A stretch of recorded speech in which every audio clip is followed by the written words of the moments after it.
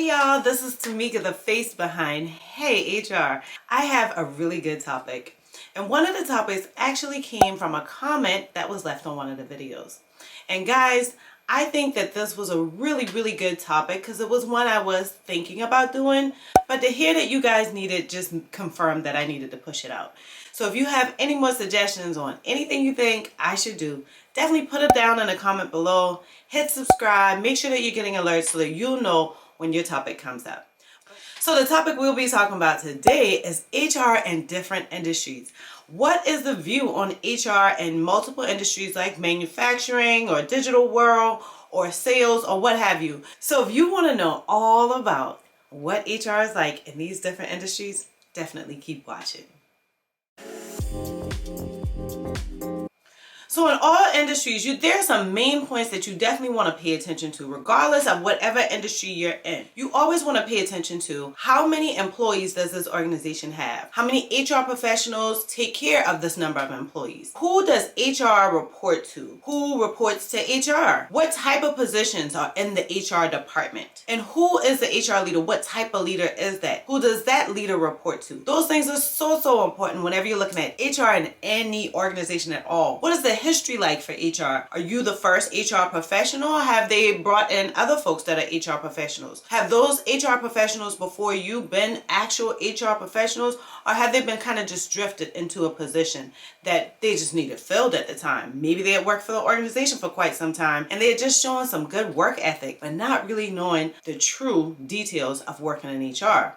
So is this organization made of multiple offices where HR is in one office and takes care of employees in several different offices that are local or national? Or is there an HR hub in each office across the United States or wherever you guys may be located? So you also definitely want to pay attention to how is HR structured? What are the policies like? Yeah, going into an organization is difficult to look at that. But when you get into an interview, you can always ask them, hey, I want to see what your employee handbook looks like. You might find out that they don't even have one. That tells you a lot too. Another thing you want to pay attention to is what governing bodies are this company or this industry reporting to or responsible for? Who may be coming in for an audit, pretty much. And what are they expecting in those audits? Another thing is, what does the org chart look like as a whole? Is this company pretty balanced or is it pretty heavy on one side? How are folks expecting to have a chain of command? So enough of that stuff. You guys really want to know. Tamika, tell me the behind the scenes of HR in each industry. I don't have very big details because we are not looking at that. The biggest things we want to know is what are some of the goods and what are some of the bads. So I will start with the good. The great things that are just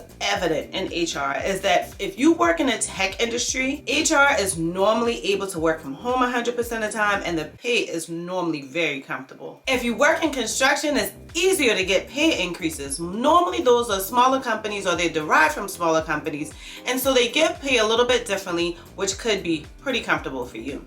In the medical industry is always job stability and the benefits are normally pretty robust and pretty comfortable. So that's a great thing about working at any hospital chain or any medical office is normally that you know you have job stability and those benefits are going to be ones that are unmatched in other industries. If you work in a nonprofit, normally there are tons of intangible benefits. So you may get events that aren't traditionally at other organizations. You may be getting gifts that you wouldn't normally get in a normal HR office. The mission is very profound and everyone's pretty committed to it. And typically there's a lot of involvement with multiple different either nonprofits or your community, which folks seem to really value because it makes working in HR just a little bit easier to kind of step away from time to time. Whenever you're working in clinical research and the pharmacy industry, normally the pay is very comfortable.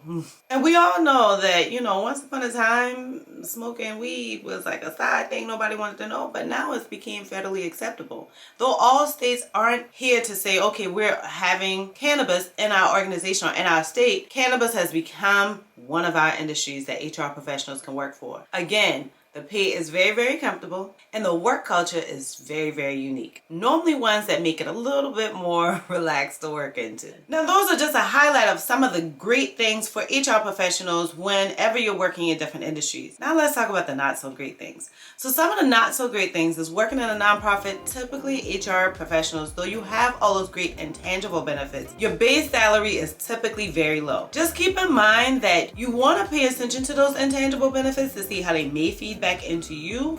And there are a lot of organizations that are titled as a nonprofit, but their finances are not like nonprofits. So this doesn't mean for all nonprofits, but generally nonprofits work on grants, and as a result, the pay is a little bit lower and it's not all the way secure. Now, working in manufacturing is very, very, very known for having a high turnover. So that means that you're going to spend majority of your job doing a lot of recruiting, a lot of onboarding, a lot of terminations, and it just can be a bit stressful. Working in construction, the processes and policies are typically very outdated, so you don't have a regular kind of day-to-day flow to go with whenever you're working in construction. And my final one is working in a family-owned organization. Typically, that's a little bit different because you notice that a lot of things that you don't normally see in other organizations are taking place. Normally, there are different positions that probably could be a little bit more clean cut and a little bit more improved, and they kind of stay the same. If it's not that, then you'll notice that some things going on with benefits that you're like, oh, this is going to be difficult to explain. And let's not even forget that there's typically low structure and very inconsistent pay and policies. So y'all, we've talked about all the things that really can go on in any organization, or kind of the main common ones. And this is kind of giving you some of the good and some of the bad. It's so known amongst HR professionals, and it's such a regular conversation that I don't think people really pay attention to that. I think personally people get focused on what works for them, and those are the type of jobs that they look for. We really don't take an opportunity to think, well, what industry should I, or have I, or should I direct someone else I'm working into? So it's always just a little bit different. I want you to know that once you're comfortable with yourself, you're comfortable with your career, you're comfortable with what you're looking for, then not every single organization in these different industries that I've named are exactly the same. So you want to make sure that you're asking questions that really kind of pull out the rough spots for you, or the spots that you're not willing to flex or bend on. I thank you guys so much for watching another Hey HR video. I can't wait to see y'all on the next one.